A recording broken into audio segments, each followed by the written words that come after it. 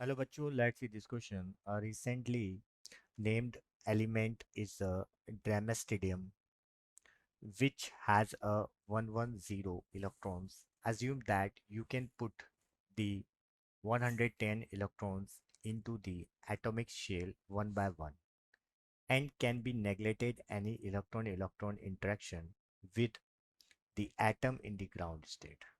What is the spectroscopic notation for the quantum number L for the last electron?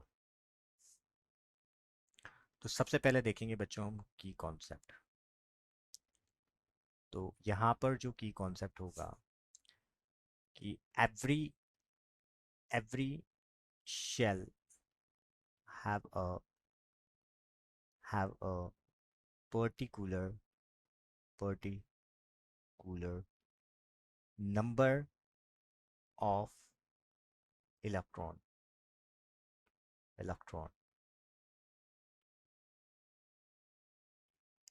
that is 2n square, where n is number of orbit and gives number of electrons in respective respective shell या orbit. अब बच्चों बात करते हैं हम solution की। Solution तो बच्चों हमें पता है कि यहाँ पर हमें क्या दे रखा है। पहले तो हम ये देख लेते हैं कि हमें यहाँ पर दे रखा है कि कोई एलिमेंट है अ, जो है ड्रेमेस्टेडियम, और इस ड्रेमेस्टेडियम का एटॉमिक नंबर दे रखा है। एटॉमिक नंबर क्या दे रखा है इन्होंने? वो दे रखा है हमें 110। ठीक है। और हमें यहाँ पर नेगलेक्ट करना है, किस चीज़ को नेगलेक्ट करना है? हमें नेगलेक्ट करना है एनी इलेक्ट्रॉन इलेक्ट्रॉन इंटरेक्शन को। अगर हम इलेक्ट्रॉन इलेक्ट्रॉन इंटरेक्शन को नेगलेक्ट करते हैं तो अगर हम यहाँ पर देखें तो न्यूक्लियस के अराउंड क्या होते हैं? अलग अलग ऑर्बिट्स होते हैं। अलग अलग ऑर्बिट्स में नंबर ऑफ इलेक्ट्रॉन्स भी क्या होते हैं? अलग अलग होते हैं। तो जो नंबर ऑफ इलेक्ट्रॉन्स होते हैं वो, उसके लिए हम जो फॉर्मूला यूज़ करते हैं वो यूज़ करते हैं 2n स्क्वायर। यहाँ पर n क्या होता है? Number of orbits. कौन से नंबर का ऑर्बिट है वो होता है।